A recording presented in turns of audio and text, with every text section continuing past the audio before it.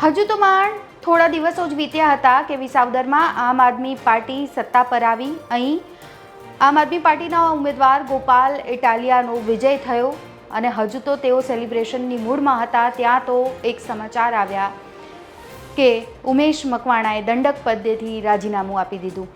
અચાનકથી આ સમાચાર વહેતા થયા, જેને લઈને અનેક અટકળો છે વહેતી થઈ ગઈ અને એની સાથે સાથે ચર્ચા એવી પણ શરૂ થઈ કે શું ગોપાલ ઇટાલિયા વિસાવદરથી જીત્યા એ ઉમેશ મકવાણાને હજમ ન થયું, તેમને ન ગમ્યું, એટલા માટે તેમણે રાજીનામું આપી દીધું કે શું થયું? કારણ કે હજુ તો તમામ નેતાઓ છે એ દિલ્હીમાં હતા, પરંતુ તાત્કાલિક આગલા દિવસે જ ઉમેશ મકવાણાએ પ્રેસ કોન્ફરન્સનું આયોજન કરે છે અને મીડિયા સમક્ષ તેઓ રજૂઆત કરે છે કે હું દંડક પદેથી રાજીનામું આપું છું. જો કે તેમના નિર્ણય બાદ તાત્કાલિક પાર્ટી પણ એ ફેસલો સંભળાવે છે કે અમે ઉમેશ મકવાણાને સસ્પેન્ડ કરીએ છીએ.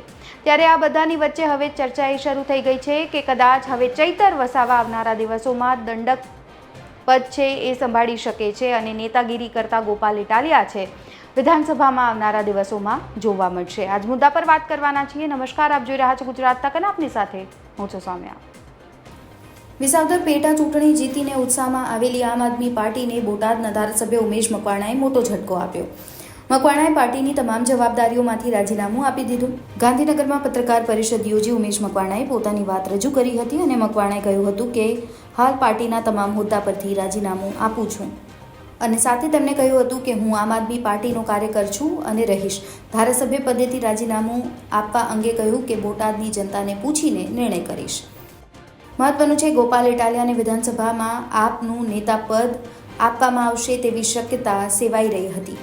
આવી ચર્ચાઓ વહેતી થઈ છે ગાંધીનગરની ગલીઓમાં. જ્યારે બીજી બાજુ એવી ચર્ચા પણ હતી કે ઉમેશ મકવાણા પાસેથી દંડક પદ છીનવી લેવાય તેવી અટકળો હતી અને એટલા માટે જ કદાચ ઉમેશ મકવાણાએ પહેલાંથી જ દંડક પદેથી રાજીનામું આપી દીધું અને હવે એવી ચર્ચા છે કે ચૈતર વસાવાને દંડક બનાવવામાં આવી શકે છે.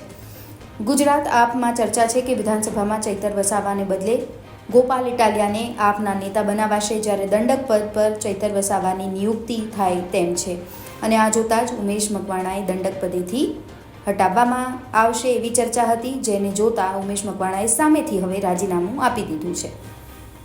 ગોપાલ ઇટાલિયાની વિધાનસભામાં એન્ટ્રીથી ભાજપની ઊંઘ હરામ થઈ જશે હવે, કારણ કે પહેલાથી જ વિધાનસભામાં જિગ્નેશ મેવાણી અને ચૈતર વસાવા જેવા આક્રમક વિપક્ષી નેતાઓ હતા, ત્યારે હવે તેમાં ગોપાલ ઇટાલિયાનો ઉમેરો થયો છે અને આવામાં આ ત્રિપુટી ભાજપની ઊંઘ હરામ કરી શકે છે. એટલે આગામી વિધાનસભાના સત્રમાં ભાજપ બંને મોરચે ઘેરાશે તેવી શક્યતા હાલ ચાલી રહી છે. આ રિપોર્ટમાં બસ આટલું જ. ગુજરાતના તમામ મહત્વના સમાચાર જોવા માટે અને જાણવા માટે આપ જોડાયેલા રહો ગુજરાત તક સાથે. ફરી મળીશું. નમસ્કાર.